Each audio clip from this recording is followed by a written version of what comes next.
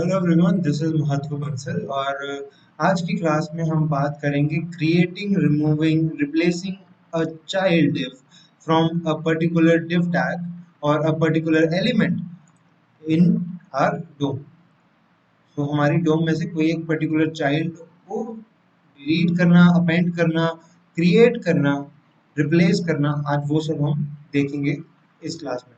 तो मेरे पास ऑलरेडी एक HTML फाइल है जिसमें मैंने थोड़ी बहुत स्टाइलिंग दे रखी है और बॉडी के अंदर मेरे पास एक मेन div टैग है जिसका क्लास मेन है और एक हेडिंग है और 3 div टैग्स हैं और हर एक div टैग के अंदर एक हेडिंग है, H2 टैग है और एक पैराग्राफ टैग है।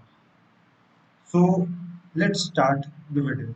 Let first h3 is equal to document dot create element, document dot create element and यहाँ पे मैं दे देता हूँ h3। तो ये क्या करेगा, एक h3 टैग को क्रिएट कर देगा एंड उसे h फर्स्ट अंडरस्कोर h3 में डाल देगा। तो उसमें मतलब एज अ वेरिएबल में उसे स्टोर कर देगा। अब मैं इस वेरिएबल के साथ कुछ भी कर सकता हूँ, मतलब मैंने एक क्रिएट कर दिया h3 tag and I can do anything with it. Let me console it for this is our h3 tag.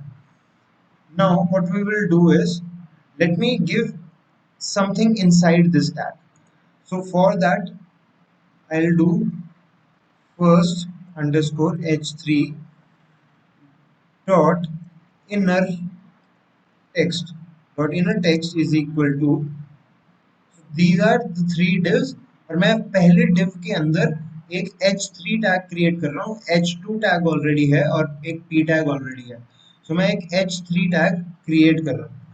सो मैंने लिखा इनर टेक्स्ट। सो सेव करते हैं एक बार के लिए एंड यहाँ पे देखो मेरे पास h3 के अंदर एक टेक्स्ट लिखा हुआ आ गया। सो अब मुझे क्या करना है, मुझे इसे फर्स्ट div के अंदर डालना है। अभी सिर्फ फर्स्ट अंडरस्कोर h3 क्रिएट हुआ है लेकिन इसके अंदर नहीं गया। To write it inside it, what I have to do is I have to do I have to select the div inside which I have to append it. So मुझे ये वाला div select करना है क्योंकि मुझे इसके अंदर डालना है। तो मैं इसको select करूंगा, query selector, and I will give the ID of this div. So ID of this div is, now I have selected this first div। तो अब मैं क्या करूंगा, अब मैं इसके अंदर append कर दूंगा, append child, append child। so हम क्या यूज करेंगे, append child का। append child से हम append child के अंदर फर्स्ट h3 डाल देंगे। तो हमने इसके अंदर डाल दिया, सेव करते हैं एंड देखो मेरे पास पहले यहाँ पे h2 था और पैराग्राफ था लेकिन अब मेरे पास यहाँ पे h3 टैग भी आ गया है। तो इससे क्या हुआ, पहले मैंने एक h3 क्रिएट किया फिर मैंने उसे अपेंड कर दिया उस एलिमेंट में जिसे मैंने सेलेक्ट किया था, ये बड़ा वाला div। सो पहला वाला div। So this is how I created an element, I append that element. So बहुत सिंपल था, क्रिएट एलिमेंट और append element, append child. So अभी हम देखते हैं कि अभी जैसे हमने यहाँ पे इनर टेक्स्ट दिया, मैं यहाँ पे एक और चीज कर सकता हूँ। अगर मान लो मैं यहाँ पे लिख दूं कुछ इस तरह से, अगर मैं यहाँ पे एक बी टैग लिख दूं एंड मैं यहाँ पे एक बी टैग लिख दूं तो क्या होगा, सेव करते हैं। देखो उसने मेरे को B tag as it is print कर दिया लेकिन अगर मैं चाहता हूँ कि ये बोल्ड हो जाए, ये पूरे h3 टैग बोल्ड हो जाए, तो उसके लिए मैं क्या करूंगा, उसके लिए मैं यहाँ पे लिख दूंगा inner html। instead of inner text I'll use inner html। so when I use inner html तो ये चीजें एज अ टैग यूज होंगी। तो सेव करते हैं। देखो इसने मुझे रिटर्न कर दिया बट अभी ये शायद उतना पता नहीं चल रहा होगा, तो एक काम करते हैं, इसको करवा लेते हैं एंड सेव करते हैं। H3 के अंदर देखो क्या है, एक बोल्ड टैग आ गया और H3 लिखा हुआ। So this is how inner text और inner HTML works. So ये हमारे बहुत ही काम की चीज है। Inner HTML and inner text will be using this properties again and again. Remember these are properties, तो हम इनको equal to करके लिखते हैं, ना कि these all are not methods जिनको हम brackets लगा के लिखेंगे। So let's move further and see now what I can do is I can create a text node also. I can create a text node also. मैंने लिखा let text node is equal to document dot create text node. Yeah. The method that I have used is create text node and उसके अंदर मैंने यहाँ पे एक parameter दे दिया जो कि एक string है. This is the text node of h3 tag which I am creating. So मैंने इस तरह से एक text node को create कर दिया and now I just have to do is कि मैं फर्स्ट H3 में जो कि मेरे H3 टैग्स हैं उनके अंदर पहले मैंने इनर HTML और इनर टेक्स्ट से इन चीजों को लिखा था। अब मैं इस तरह से नहीं लिख रहा हूं, अब मैं अपेंड करने वाला हूं। पहले मैंने क्या किया था, इन्हीं H पहले मैंने फर्स्ट H3 को अपेंड कर दिया उसके पेरेंट डिव में। अब मैं फर्स्ट अंडरस्कोर H3 के अंदर एक टेक्स्ट नोड एंटर कर रहा हूं। तो अब मैं करूंगा first underscore H3 dot append child and in the append child I can write text node. So create text node. So whatever we write in text node will be considered as text. Save करते हैं। अभी हम एक काम करते हैं, अभी हमने एक एलिमेंट को क्रिएट कर लिया, हमने उसे अपेंड कर दिया, हमने टेक्स्ट नोड को क्रिएट कर लिया और टेक्स्ट नोड को अपेंड कर लिया। अब हम एक काम करते हैं, हम कुछ रिप्लेस करते हैं। So for replacing what I am doing is, देखो मैंने यहाँ पे क्या किया, मैंने लिखा document dot query selector dot second के अंदर का P tag dot second, this is dot second and उसके अंदर का पी टैग, इसको सिलेक्ट कर लिया एंड मैंने एक मेथड यूज किया रिप्लेस विद। तो रिप्लेस विद के पेरेंथेसिस में मैंने एक दूसरा एलिमेंट सेलेक्ट कर लिया जिससे मुझे रिप्लेस करना है। तो document dot query selector first का पैराग्राफ। तो मैं क्या चाह रहा हूँ कि ये दोनों ये रिप्लेस हो जाए, सेकेंड डिव और ये फर्स्ट डिव का पैराग्राफ रिप्लेस हो जाए। सो इसको हम यूज करते हैं, let's see what happens. Save करते हैं एंड सी व्हाट हैपेंस। हुआ क्या यहाँ पे कि पहले डिव में से जो पैराग्राफ टैग था वो हट गया और दूसरे डिव में जो पैराग्राफ टैग था वो रिप्लेस हो गया फर्स्ट वाले डिव के पैराग्राफ से। तो जब भी आप रिप्लेस विद यूज करोगे, तो अगर आप कुछ ऐसी चीज ऐसे टैग से रिप्लेस कर रहे हो जो ऑलरेडी डोम में प्रेजेंट है, तो वो वाला टैग गायब हो जाएगा एंड जिससे रिप्लेस कर रहे हो उसमें आ जाएगा। तो सेकेंड डिव में वो आ गया। लेकिन अगर मैं यहाँ पे रिप्लेस विद में अगर मैं इसकी जगह डालता हूँ, इस पूरे को डॉक्यूमेंट डॉट क्वेरी सिलेक्टर को हटाता हूँ and I right first underscore H3 जो मैंने अभी अभी क्रिएट किया था कुछ देर पहले। सो replace with first underscore H3, save करते हैं।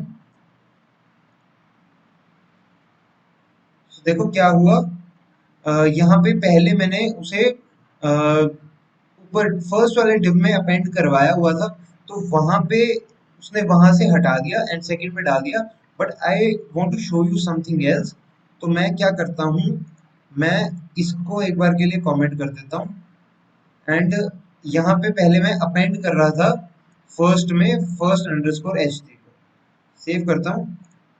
तो अभी यहाँ पे क्या हुआ कि फर्स्ट का जो पैराग्राफ टैग है वो वैसे का वैसा आ गया, सेकंड का हेडिंग आ गई h2 tag, and this is the text node of h3 tag which I am creating. So ये div अभी तक मेरी डोम में प्रेजेंट नहीं है, तो उसने रिप्लेस कर दिया इस एलिमेंट से। बट अगर ये प्रेजेंट होता तो वो चीज गायब हो जाती एंड यहाँ पे आ जाती। So got it? This was the function of replace with method. तो आगे बढ़ते हैं। अब हम क्या करते हैं कि हम रिप्लेस करते हैं चाइल्ड। सपोज अभी मैंने क्या किया था कि सेकंड के पैराग्राफ को सिलेक्ट किया था और उसको रिप्लेस किया था एक एलिमेंट से। अब मैं चाहता हूं कि मैं एक पर्टिकुलर डिव को सिलेक्ट करूं और उसके चाइल्ड को रिप्लेस करूं। तो मान लो थर्ड वाले को सिलेक्ट कर लेते हैं, डॉक्यूमेंट डॉट डॉट अभी हमने रिप्लेस विद देखा था पहले, अब हम रिप्लेस चाइल्ड देखते हैं। तो इसके चाइल्ड को हमने रिप्लेस करना है। किससे रिप्लेस करना है? फर्स्ट अंडरस्कोर h3 से रिप्लेस कर देते हैं। और जो मैंने क्रिएट किया था, अभी मैंने फर्स्ट अंडरस्कोर h3 को अपेंड किया हुआ है।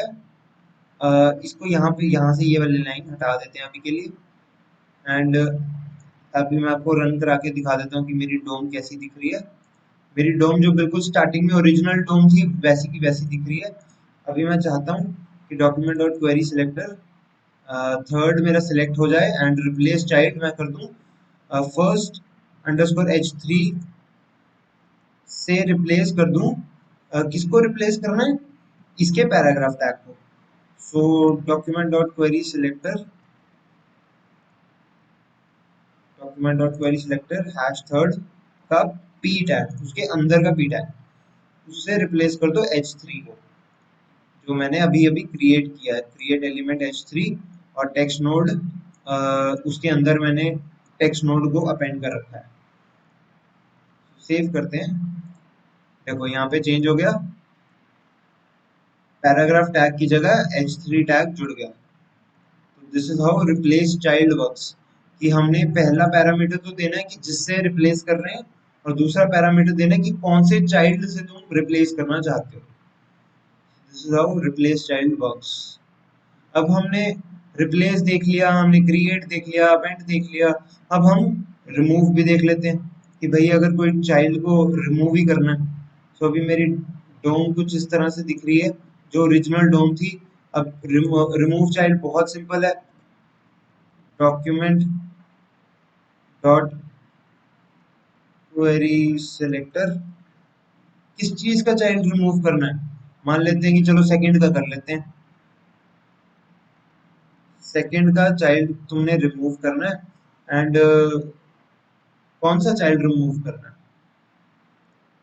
Dot remove remove child. So remove child, कौन सा चाइल्ड रिमूव करना है? इसमें हम दे देंगे डॉक्यूमेंट डॉट क्वेरी सिलेक्टर, इसमें हम दे देंगे डॉट सेकंड का। अब डॉट सेकंड का ही चाइल्ड देना है।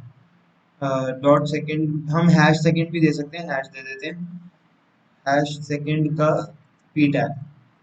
इसको तुम बस रिमूव कर दो, सेव करते हैं एंड देखो रिमूव हो गया। सेकंड में सिर्फ h2 टैग रह गया। This is how remove child works. तो चलो अब लेट्स प्ले विद एट्रीब्यूट्स। इनके कुछ एट्रीब्यूट्स के साथ खेलते हैं। पहले एक काम करते हैं, मैं यहाँ पे अपने फर्स्ट डिव में h3 को ले आता हूँ और मैं किसी को भी रिमूव वगैरह नहीं करना चाहता। तो इसमें टेक्स्ट नोड ऑलरेडी डला हुआ है।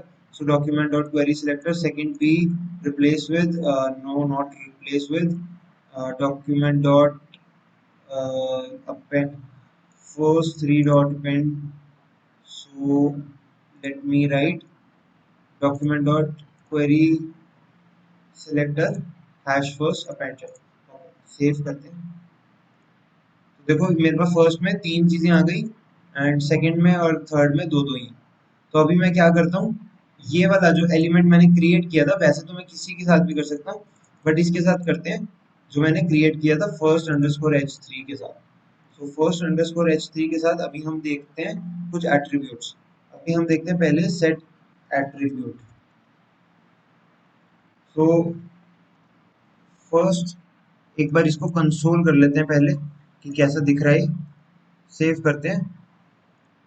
देखो अभी ये नॉर्मल इस तरह से कुछ दिख रहा है एंड अभी ये कुछ इस तरह से दिखेगा। First underscore h3 dot class name dot class name is equal to let me give first। तो यही दे देते हैं फर्स्ट अंडरस्कोर h3। तो इसको ऊपर कर देते हैं,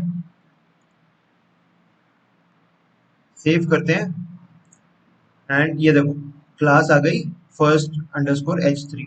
इसी तरह मैं आईडी भी दे सकता हूँ first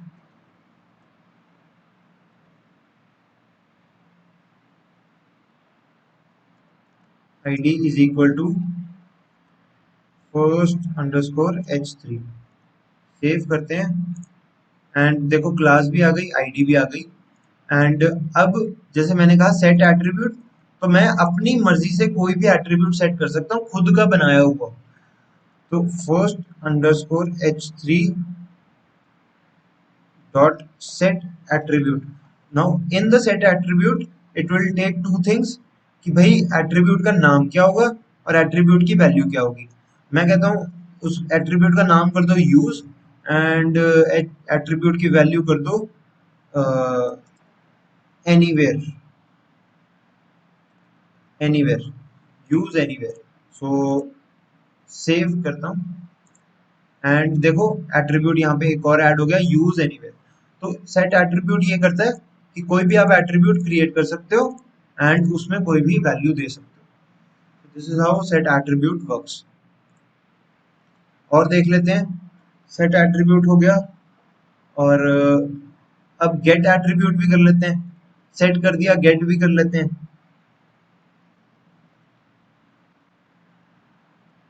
first underscore h3 dot gate attribute. तो गेट एट्रीब्यूट क्या करेगा कि इसके अंदर जो भी एट्रीब्यूट की वैल्यू मुझे चाहिए वो लाके दे देगा। मैं कहता हूँ क्लास की वैल्यू मेरे को लाके दे दो, तो इसमें हमें एक वेरिएबल में स्टोर करना पड़ेगा let attribute is equal to and यहाँ पे मेरे को console log attribute console log attribute. So save करते हैं। तो देखो मेरे को उसने क्लास की वैल्यू लाके दे दी फर्स्ट अंडरस्कोर h3। अगर मैं यहाँ पे यूज लिख दूं, सेव करूं और यहाँ पे देखो उसने मुझे यूज की वैल्यू लाके दे दी anywhere. So set attribute attribute को सेट करता है, गेट एट्रीब्यूट उसे गेट करता है। Very simple. और इसी तरह हमारे पास एक और होता है which is called has attribute की underscore h3 dot has attribute. Has attribute में हम क्या पूछ रहे हैं कि क्या उसके पास यूज है, क्या उसके पास यूज जैसा कोई एट्रीब्यूट है। सेव करते हैं तो वो कह रहा है ट्रू। हाँ उसके पास यूज वाला एट्रीब्यूट है उसके पास। उसने मुझे ट्रू रिटर्न कर दिया। क्या उसके पास ये कुछ अजीब सा एट्रीब्यूट है, ऐसा कुछ है उसके पास? तो उसने फॉल्स रिटर्न कर दिया कि नहीं उसके पास ये कुछ भी नहीं है, ऐसा नहीं है कुछ उसके पास। अब हमने बहुत सारी चीजें देख ली। हमने create element, append, child, create text node, ये सारी चीजें देख ली। हमने एट्रीब्यूट देख लिया। हमने किसी भी अगर डिव का बनाना है तो इन सारी चीजों का मैं एक यूज केस बताता हूँ कि ये कहाँ यूज हो सकती है। बिना यूज केस के मजा नहीं आता। तो एक काम करते हैं, अपनी डोम को पहले जैसा कर देते हैं एंड सब कुछ कमेंट कर देते हैं एंड लेट्स सेव इट एक बार। तो मेरी डोम पहले जैसी हो चुकी है। अब मैं एक काम करता हूँ, मैं यहाँ पे मैंने लिखा है यहाँ पे एक एरे।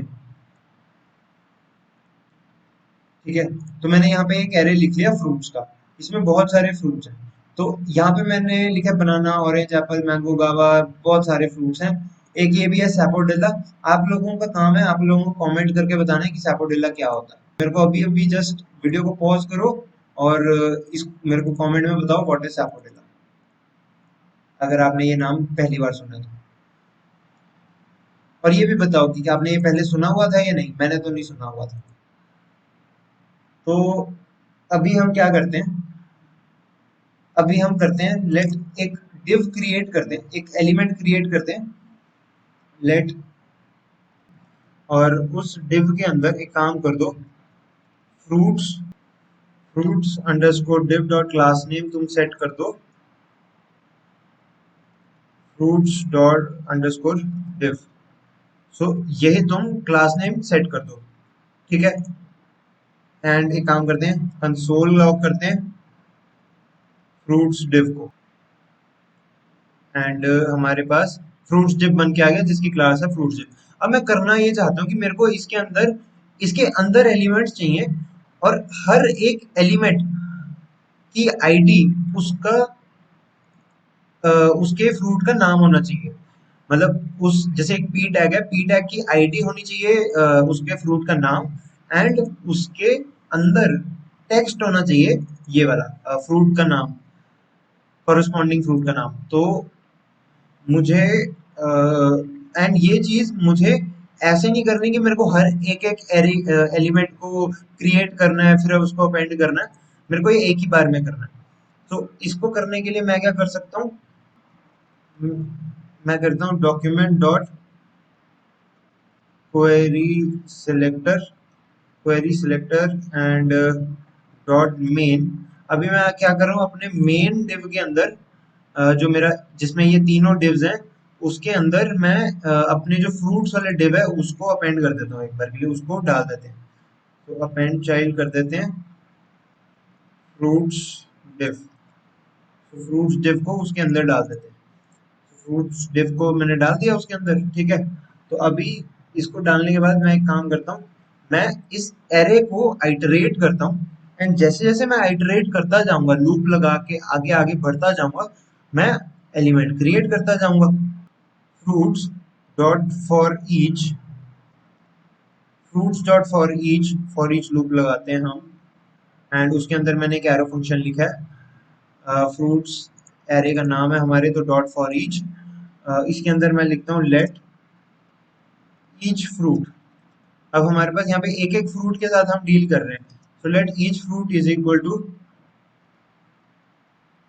डॉक्यूमेंट डॉट क्रिएट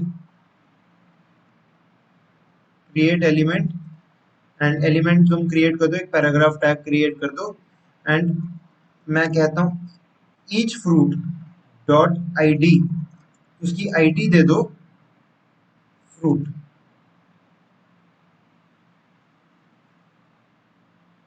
उसकी आईडी दे दो तुम फ्रूट। अब मैं क्या करता हूँ, मैं कहता हूँ each fruit dot inner text is equal to fruit. तो ये फ्रूट कहाँ से आ रहा है, ये यहाँ से आ रहा है। सो हर एक एलिमेंट मेरे पास एज अ पैरामीटर, हर एक एलिमेंट आता है ना। तो मेरे पास यहाँ पे बनाना, ऑरेंज, एप्पल, ये सब एक एक करके आएंगे। तो मैं फ्रूट को एज इट इज यहाँ पे लिख रहा हूँ। तो उसका जो इनर टेक्स्ट है वो तुम फ्रूट कर दो, उसकी जो आईडी है वो भी तुम फ्रूट कर दो।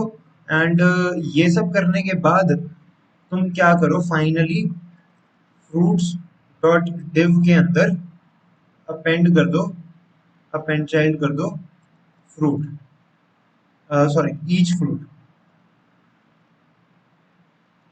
Each fruit. तो इस ईच फ्रूट फ्रूट को तुम उसके अंदर अपेंड कर दो, ठीक है। तो एक बार सेव करते हैं। एंड सेव करने में होना क्या चाहिए कि मेरे पास यहाँ पे नीचे, इन तीनों से नीचे एक और डिव बन के आ जाना चाहिए जिसमें ये सारे फ्रूट्स लाइन नंबर वाइज, मतलब लाइन वाइज बन के आने चाहिए। तो इससे यहाँ पे हम इसको रिफ्रेश करते हैं। एंड इसमें लिखा है append child can not read properties of undefined. Oh sorry, fruits dot div मैंने लिख दिया, फ्रूट अंडरस्कोर डिव आना था, फ्रूट्स अंडरस्कोर डिव। सेव करते हैं। रिफ्रेश करते हैं, ये देखो मेरे पास आ गया, मेरे पास मेरे एरे के सारे फ्रूट्स इस तरह से आ गए। इसको थोड़ा सा मैं अगर यहाँ पे लिखूं डॉट फ्रूट्स इस तरह से कर दूं, सेव कर दूं, तो ये एक और मेरे पास रेड बॉक्स बन के आ गया, जहाँ पे जिसके अंदर सारे मेरे पास मेरे फ्रूट्स हैं। तो ये कुछ एक यूज केस है इन सारी प्रॉपर्टीज का, जिसमें हम अपेंड कर रहे हैं, हम क्रिएट कर रहे हैं, हमने लूप लगाया हुआ है। तो ये एक छोटा सा यूज केस है, बहुत ही सिंपल सा यूज केस, जहाँ पे ये सारी प्रॉपर्टीज हम यूज कर सकते हैं। वैसे तो हमारे पास और भी तरीके हैं, but this is a good example. आज जो मैंने आपको सारी बातें बताई हैं, ये सारी आप खुद से ट्राई करोगे तो ही आपको समझ में आएंगी। आप एक बार खुद से जरूर ट्राई करना। अगर आपको ऐसा लगता है कि हाँ मुझे समझ में आ गई, बट आई कैन गारंटी कि जब आप खुद लिखने लगोगे तो आप बहुत गलतियां करोगे। तो इसलिए आपको खुद लिखना आना चाहिए। ये सारी एक बार बिना देखे खुद लिखने की कोशिश जरूर करनी है। So I hope आपको आज की क्लास अच्छी लगी हो। If you like this class, then do give it a thumbs up and subscribe the channel, and क्योंकि आगे भी ऐसी वीडियोस और आने वाली हैं, तो do subscribe the channel and take care. Bye bye. Let's meet in the next class.